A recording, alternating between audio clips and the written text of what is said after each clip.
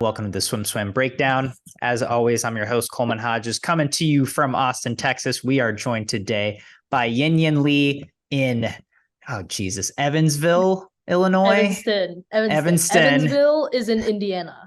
Okay. Evanston, where Northwestern is. She's at Northwestern. And Jack Spitzer from La Jolla, California, San Diego. Downtown. Not La Jolla anymore, sadly. Downtown SD. I know general locations. You guys aren't on Find My Friends. So Jack, sing us some One Direction to bring us in. We know it after the podcast with your sister. That's got to be in person. You got to come talk to me at a this meet. Whole One Direction thing, because I know you did a podcast with Jack's sister, but I don't know where the One Direction reference is coming from. Her and Coleman were talking about when growing up probably when I was like 10 to 14, Riley would drive me to practice every single day, and I was forced to listen to every One Direction album, start to finish, every day on repeat. And so she told Coleman that I can recite every One Direction song. That's where that came from. Against my will. Sink or swim, you can recite every 1D song. I'm gonna swim it. At least on the full album, yeah. But I will not be demonstrating that on this podcast. All right, we'll do a special edition Coleman's Carpool next time we all go to a meet together. We'll do a throwback, and so fans just wait. But let's dive in to some swimming. Is this the fastest October ever? I think yes. We're starting in the bathtub. Sorry for you internationals, but there's been so much crazy swimming in the NCAA that I think it's like breaking our meters of like what's good, because we'll see a good swim meet and be like, that wouldn't score at NCAAs. Why am I even paying attention to it? So just to start out, what has stood out to you most? What's been your favorite meet or swim so far this October? What do you want to talk about right this second in the NCAA? Yin, let's start with you. I mean, I think Arizona State, they started suiting up at their dual meets towards the back end of last year, and I kind of thought that was just to prepare them for the postseason, but they've been suiting up at every single one of their dual meets, and the results have been crazy. Like, you've got Leon Marchand, 139 in the 2 fly 2 back, 337 in the 4am. Ilya Karun, who I feel like his versatility that he's shown at these past 2 meets was kind of expected. Well, it was still fast, but I kind of expected it because he showed a lot of potential junior year of high school, and then he didn't really swim yards that much last season because he was at Short Course Worlds, and now we're just starting to see just how much just his potential coming to fruition. So ASU definitely has impressed me the most. UVA is fast as usual, but they've been doing this for the last 3 years, so I'm just seeing their results and going like, oh, this is just typical for UVA, but still doesn't make it any less impressive. I feel like we're kind of taking some of their faster swimmers for granted, and once they're gone, we're going to realize just how impressive they were throughout the season. So ASU, UVA definitely were my biggest, I guess, the two biggest teams that stood out to me during dual meets. Jack, I what do you got? Somebody in the comments of one of the articles about the ASU meet was like, I love that a 3:37 4am is just like now. Like, I think if that was anybody else at any other time in swimming history, that would be like the biggest news ever. He's going 3 seconds under 440 or 340. Similar kind of thing with UVA. Is like, yeah, they've been doing that. So it's like, but it's also, look at the times that they're going, 21s and 53s in October. But I don't think anything's as impressive as, 2 139s back to back. Ilya's, that's the Sandpiper way. I think they just continue to show how great that Iran's doing over there. But Leon, I think that we should not gloss over Leon's times. I think that's just crazy for an October 10th. Usually when people are still getting back into it and having okay swims, he's going times that, would be finaling at big meets. So a Okay. little. I just want to plug in Go ahead. a quick rant about Leon Marchand. Well, not about Leon Marchand, Plug it but in. the fact that the star of the Paris Olympic Games is currently training and swimming for free in Tempe, Arizona every week, and no one knows who he is. I feel like that's a missed marketing opportunity for Arizona State, and it needs to be talked about more. His NIL status needs to be way upped. Yeah. So why aren't I saw the. I'll interject quick. Yeah. I saw the article. I think it was about Howard University and how they're trying to make dual meets fun. So why isn't I feel like ASU needs to hop on that train and get people at the school knowing what's happening at their pool every day somehow. Yep. It's really interesting, right? Because they have a stable of Olympians there. They have Simone, they have Drew Kibler, they have Leon Marchand, they have Chase Kalish, they have Jade Litherland, they have Reagan Smith. It's like that's like half of their Olympians, right?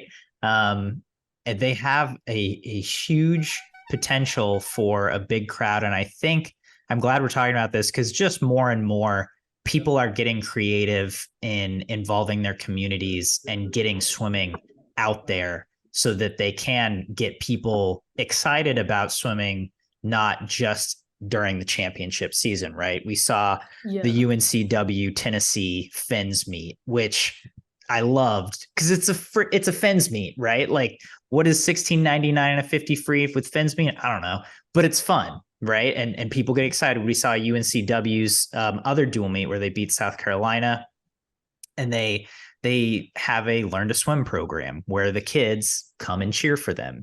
We have Battle of the Burr where Howard and Georgetown sell 2,000 tickets to their dual meets. I was talking to the Texas coaches, and I think the Texas Virginia dual meet is going to have a revamped lineup. It's a non-traditional lineup, I should say.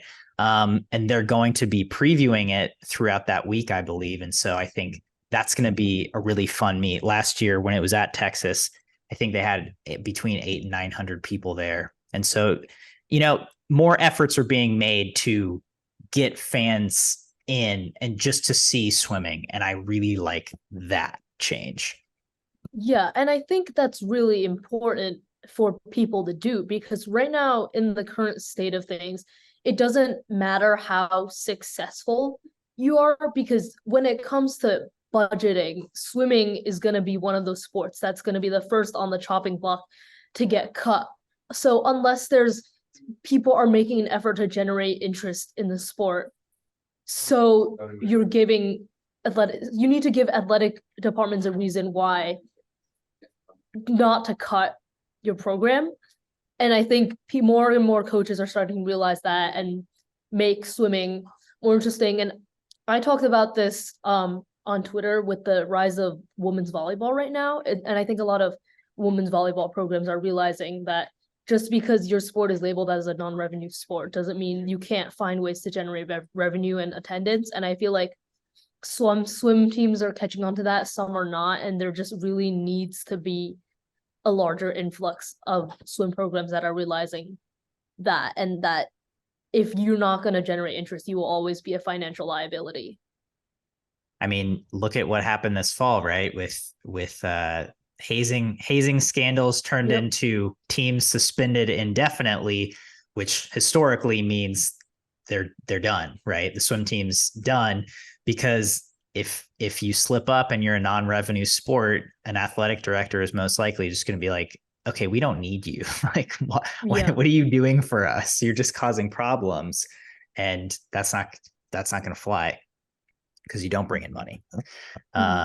So yeah, I think it's a cool direction we're seeing swimming go in. And I think hopefully a lot of people benefit from that.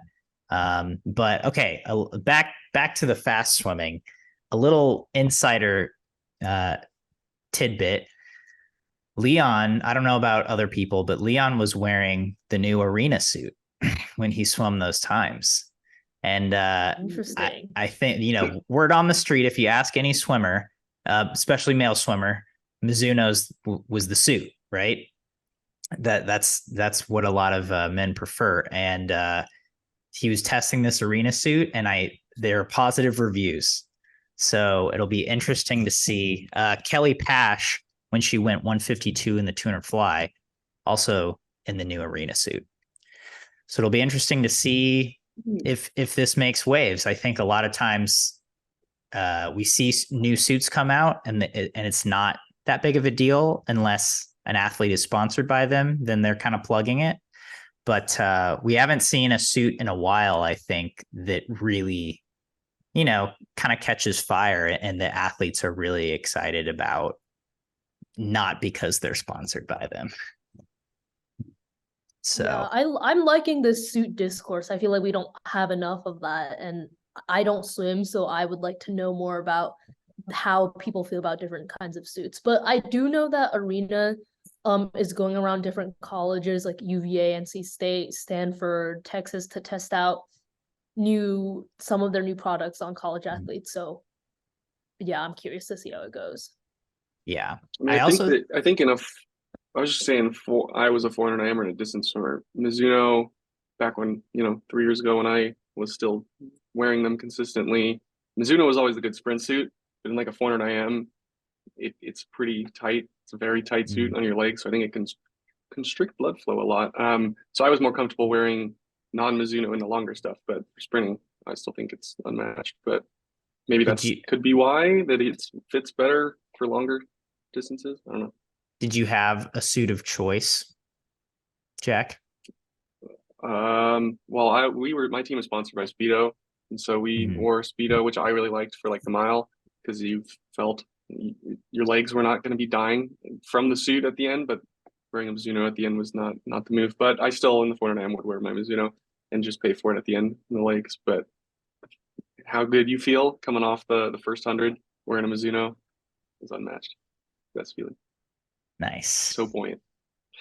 I haven't tried the arena though, so who knows? Who knows? Yeah, I mean, I'll be excited to see if that really catches on, because I mean, I feel like, we saw Caleb wearing the Mizuno in like 2018 when he had his huge NCAAs, and then everyone was kind of like, oh, Mizuno, and so yeah, we'll see. I just got to throw a jab in there. What do we think Ilya's ceiling is for this year, in terms of like NCAAs as well as event lineup? Do we see him 500 free, 200 IM on day one? You think he'll swim anything other than butterfly for the rest of the meet? I think the 100 fly and the 200 fly are a lock, but I'm very curious about what he's going to pick for day one, because 2 IM, 50 free, and 500 free, he could legitimately swim any of those events. So, because he went 421 in season in the 500 free. And then he's been splitting 18s. Yeah, splitting 18 on relays. And I think he has like a 146 2 IM from high school. So honestly, I could see him going in any of those directions. But with the 100, 200 fly, I'm going to be conservative and go 43/138. That seems like a good estimate based on where he is right now. I don't want to go overboard, because especially with freshmen, because it's they're so unpredictable at times, and sometimes you don't get much faster from your in-season times if you're going that fast. But especially I think suited, right? Yeah. So I think dropping a second in the 100 and 2 seconds in the 200 is a good estimate. I think that's fair.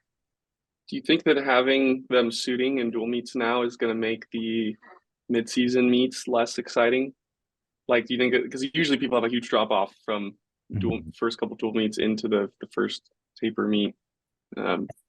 I feel like that's the thing that coaches on these teams like UVA and ASU are honing in and getting better at, is that there's not a huge drop from the in-season times, but they're still hitting their times, right? Like UVA every single year, they swim fast in season. They go a little bit faster at midseason. They go a little bit faster at conference. Then they go a little bit faster at NCAA. So, or or they went so fast at conference that they go a little bit slower at NCs, but it's not by much. And so I think midseason will still be exciting, but it won't be eye popping because we've already seen these super fast times. But I do think that teams are still kind of, they're honing in and they're able to go fast and then get a little bit faster. I mean, ASU was still considerably faster at NCAAs than they were at their suited dual meets at the end of the season, towards the end of the season. So, I mean, it's crazy because mid-seasons it's different because you're not tapering for that. At least I don't think the top teams will be tapering for that. So, so when Caleb had his NCs in 2018, like that was his last NCs. Like Leon had that, but now he's back. And so it's like, what do we even expect?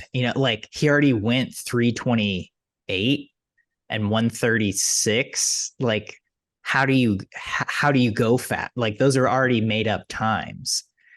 And so, 326 and 135, maybe.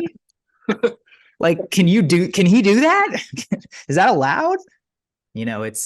It's weird because we don't have any markings for we all knew he was going to go really fast last season, but now it's like, was 337, like, does that mean he's going to go 326 or does that mean he's only going to go 329? It's like, we have no data for this at all. Like, this is so unprecedented. Did they do a suited meet at this time last year? No, they suited up for the first time at mid-seasons, but then their last two dual meets were suited. And that's when he broke the NCAA record at like the Cal dual meet, I think. Really no way to tell. Yeah. On the Ilya subject, and then we'll move on. I never like when a freshman comes in and he has a good base and like they swim a weird event lineup like the 500 free, 100 fly, 200 fly.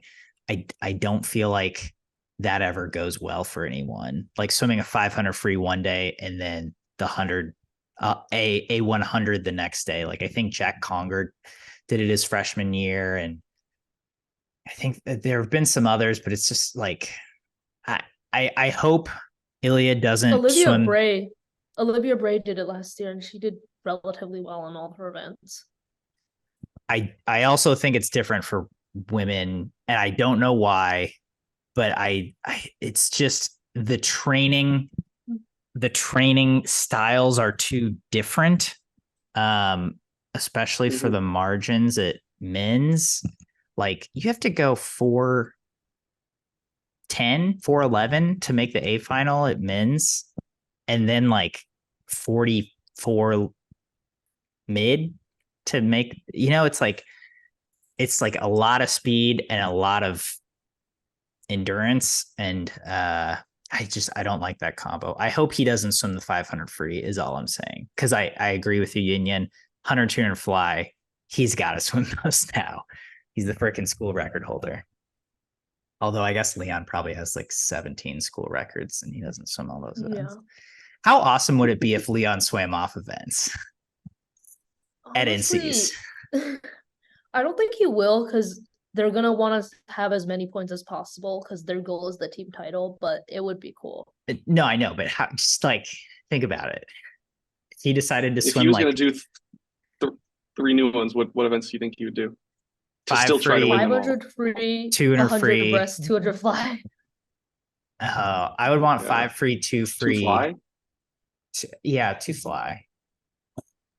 Yeah, see, like similar training bases for all those, and then you go 405, 128, and 136. You see, Coleman is going with the logical way, but I am thinking more just events that would be cool. So I said 500 free, 100 breast, 200 fly. That's like a Kate Douglas-esque lineup.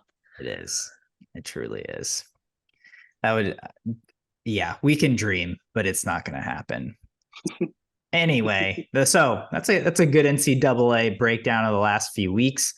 Let's turn to the World Cup in Berlin, which I don't know about you guys, but I was very pleasantly surprised by this meet. A lot of very fast swims. Give me your top 3 swims. We all made a top 3 list of swims from the Berlin World Cup.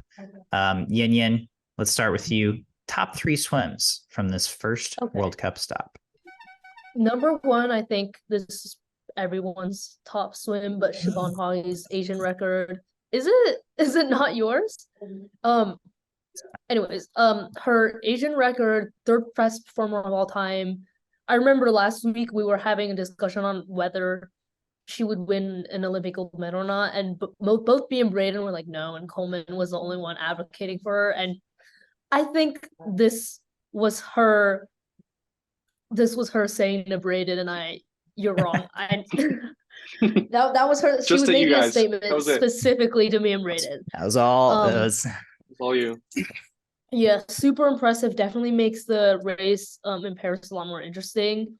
And my second and my third favorite swim are sort of like the reasoning is like the same. My second favorite swim was Chin Haiyang's Asian record in the 100 breast, and my third favorite is Hayley McEwen's 57.9 in the 100 back. And I think both swims go to show how consistent both swimmers are, because Chin went 57 here, went 57 at Worlds, did really good at the Asian Games, and has been so consistent, especially in the sprints throughout all of his swims this year. And same with Hayley McEwen, and going under 58 in the 100 back. It's like we're so used to it now that a 57 doesn't seem that impressive, but also only 3 women in history have been under 58 for the 100 back. Only 2 men in history have been under 58 for the 100 breast. And just seeing these 2 swimmers just consistently go super fast throughout the year is just really impressive to me and should be appreciated more. I think that you were copying my notes app because you had the exact same ones I had. I had some honorable mentions though. I think that, you know, we're used to Ledecky being so crazy in distance that it's like, oh, whatever. But I think that in 816, the 800 free for someone not named Katie Ledecky in October, it's pretty good for Lonnie. Mm-hmm. I like that one. I think that a sleeper pick, Thomas's 52, 200 back. I think, you know, that pretty much exactly what he went at Worlds. I think he was like 52-2. Off, Jesus. Yeah, it was pretty cool. And he was only 52-1 at Worlds, which was, you know, usually after Worlds, people take some time off, they'll vacation, whatever, and then you come back in October and maybe go 53. But oh my God, I think that's pretty good. He won by almost 2 seconds. Yeah, which is, you know, I think that's going to be good for him going into Paris. Yeah. I think the main Thomas Chacon highlight was him wearing a Team USA cap because Team USA wishes that he was an American. We wish. I agree. It's funny because my top 2 swims were obviously the 2 Asian records, Siobhan and Chen.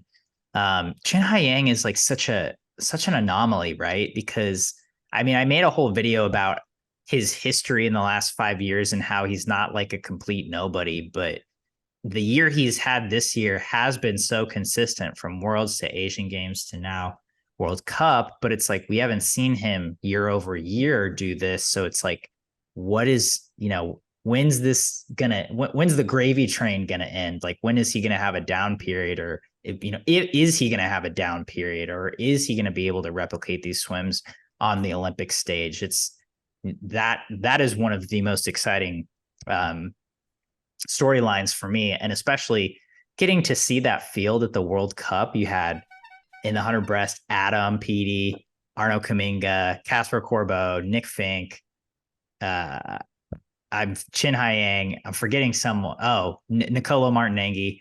You know, it's like such a star-studded field, and for him to just like bash everyone's head in was like, okay, yeah, what a way to start a year. But then go ahead. Yeah. Jack. I was just gonna say, what do you think's gonna happen in the 100 breast next year for men? Do you think Adam's gonna be in form, or how He do you broke think a that's gonna turn out? minute here in Berlin, which like Good for him. it is good for him. I'm just curious. What do you think? Where do you think that'll get to? I mean, you can't bet against Shin right now. Yeah, True. I think my main worry for Chin is that he might burn out from the egregious amount of meets that he's swimming this year, because he went to the Asian Games, the World University Games, World Championships. He did go to Apparently he's Worlds. going to Pan Am. Wait, no, that's wrong. I don't think just he can ignore go that. to Yeah, I think I saw something saying that he was going there, and then I thought like, okay, that's not right. Ignore that geographic error. But he's been to so many meets this year already, and I'm just wondering, does he still have it in him to make that final push for Paris? Because yeah, he's just been racing a lot. He has been, but I mean, if he can get some rest, it's like you can't get a bet against him because he's gone 57 like 3 times this season or something like that. It's like holy. But to leave the breaststroke topic and to go back on the Thomas Chacon topic, my third swim was his 200 back because he went 156.6. He split 20. He almost negative split it. He was like 57 high, 59 something. He came home in 28. So he showed some great back half speed, which he does in his 100 a lot. But it's like, is he gonna do that in Paris? What's going on there? So that was just an exciting kind of surprise swim that was like, dang, that's pretty good. And then obviously for him to follow that up with a 48 in the 100 free and a 52.2 in the 100 back, it's just like, dude, how fun would it be if he were in the NCAA? We're really trying to project our Americanness onto him right now. He already wore a US cap. Just come on over, take your pick of a school, and like do 2 seasons. You like give us 2 seasons so you can like break a record or 2.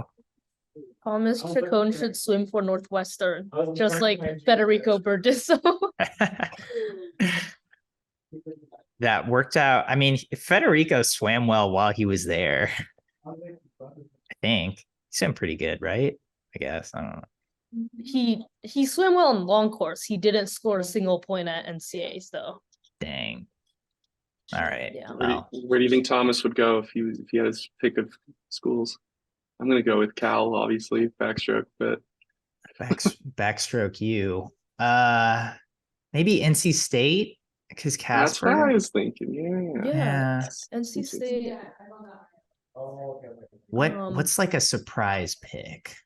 USC. I feel like when USC, Roerd Van Rennen, another international backstroker, entered the portal, we all thought he would go to Cal or ASU, but then he ended up at Georgia, so that was surprising. So maybe UGA for Thomas Chacon.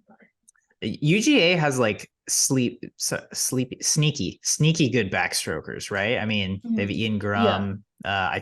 I know there's a couple that I don't know, but now they have Bradley Dunn. Yeah, it's like they have like a very good backstroke squad. Yeah, I think he'd go to USC. That's it's sunny, it's beachy, you got Hollywood. That's my pick. All right. That's our main topics. Let's play our favorite game on the SwimSwam Breakdown and our only game, Sink or Swim.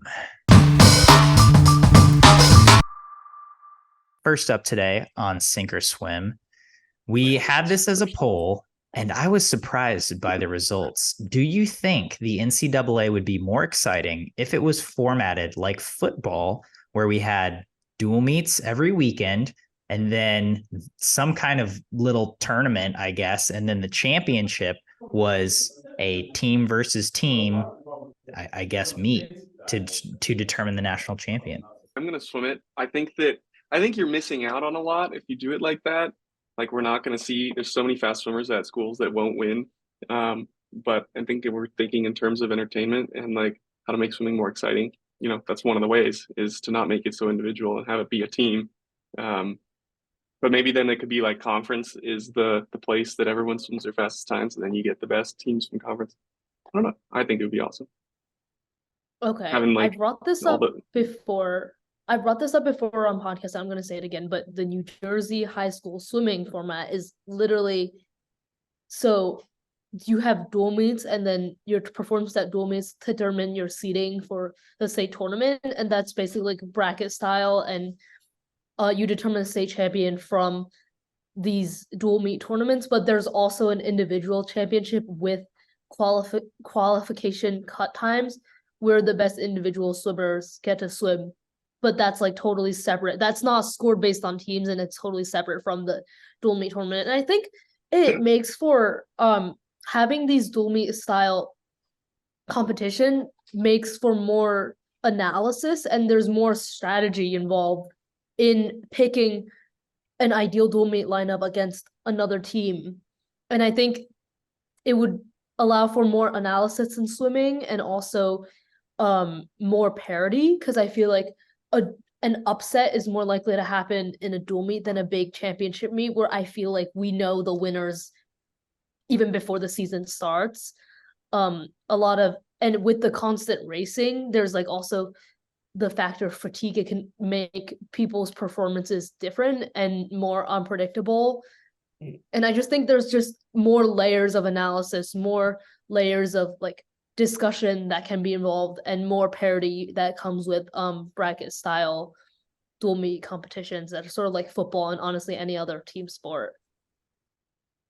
Absolutely. Yeah, I do. I swim this all day. And this was why I was surprised, because like I swam it on the thing, and then like 76% of the people sunk it. And I was like, this is ISL. Like this, swimmers don't like change. The swimming community doesn't like change. It baffles me, because this would absolutely, like you guys said, make more parity. It would be more fun. It would be ISL, and obviously a little different, not exactly the same, but it's like ISL brought fun to swimming because it was teams, it was fast paced, and it was about the scoring, and there was a lot of parity.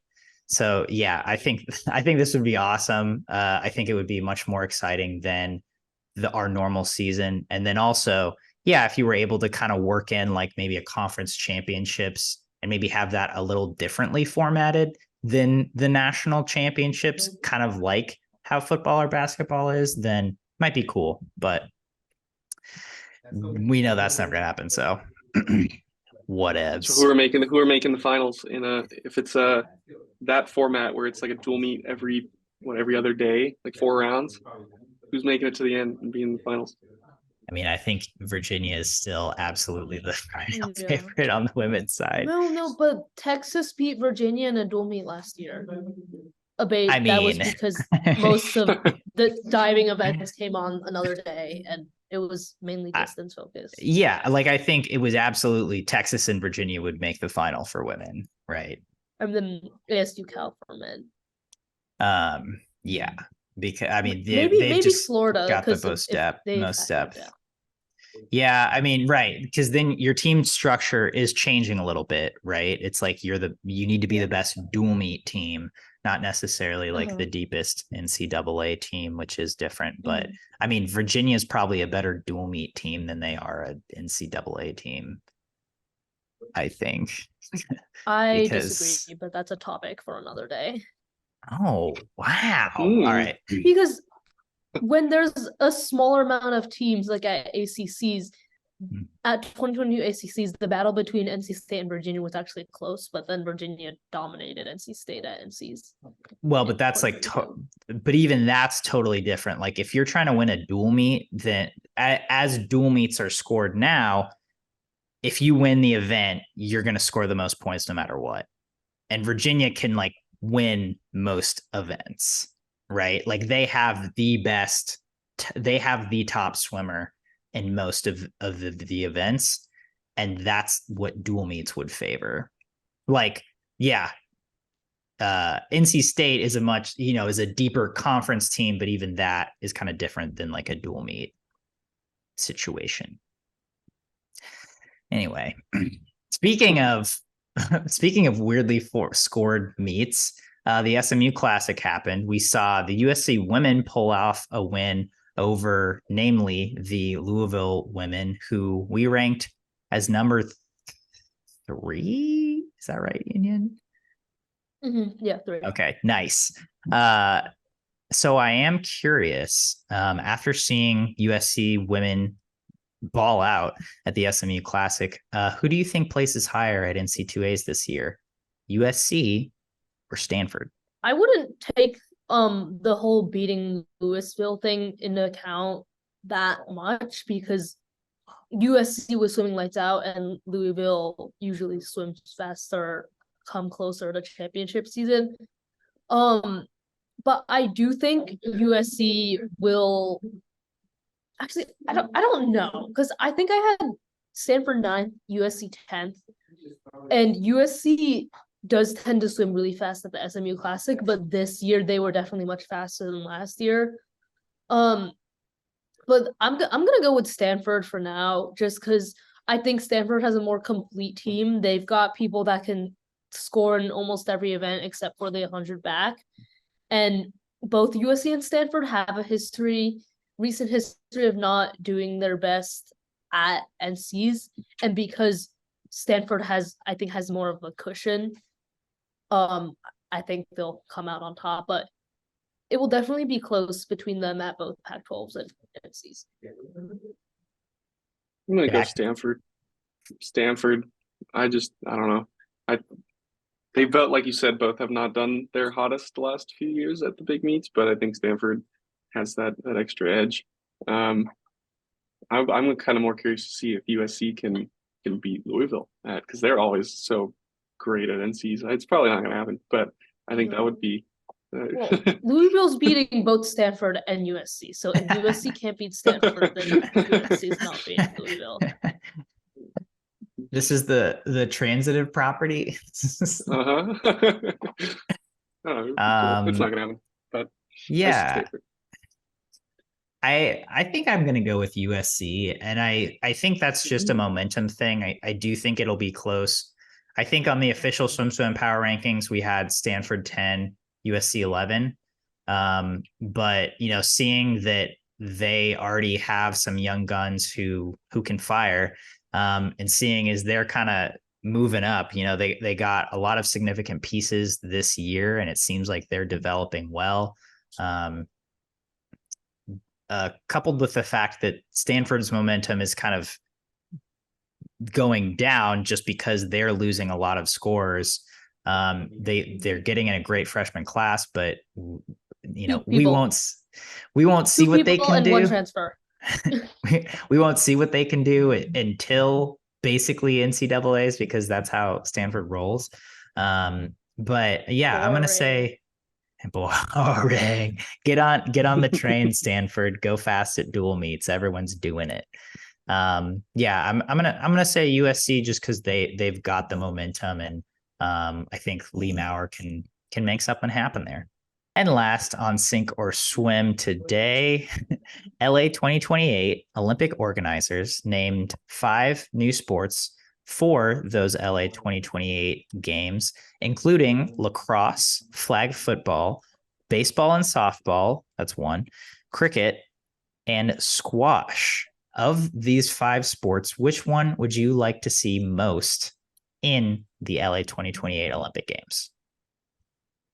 Okay, I'm torn between baseball/softball and lacrosse, and I'm thinking about this from a very American standpoint, but in the NCAA, softball and women's lacrosse, those are 2 rising sports, but they don't really have a sustainable.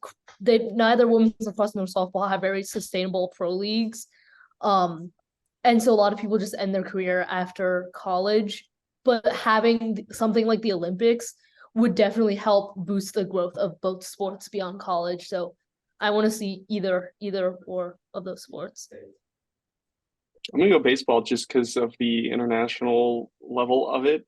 Like US didn't even really compete much in compared to Japan in the World Baseball Classic this Yeah. past year. I know they had it in Tokyo, I think for the first time. I was trying to look for it since like 2008. But that seems to be the most like, I'm sure worldwide cricket's probably more. I know that, but we're Americans, so we don't really pay attention to it. But baseball is, it's not just an American thing. So I'm going to go with baseball.